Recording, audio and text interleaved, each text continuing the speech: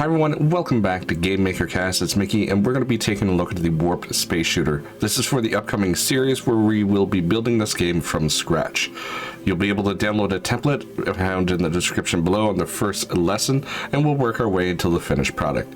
Now if we hit play game, we'll kind of see what we have here. We have some particles being spawned for the star system as well as the ship, and you can see that we have some asteroids coming in. We have hit points and score.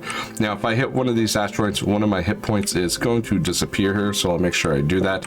And then we also have some sound effects for shooting, and we also have some little graphics that are happening.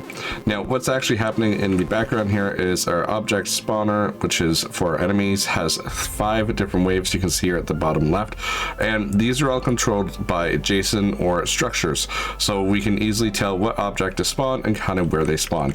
Now this is a boss, and you can see that he does have some phases in here. Now that he has a health bar, he'll be able to shoot us, and you can see he does have some random bullet patterns here, and we can shoot him and we can start bringing down his health.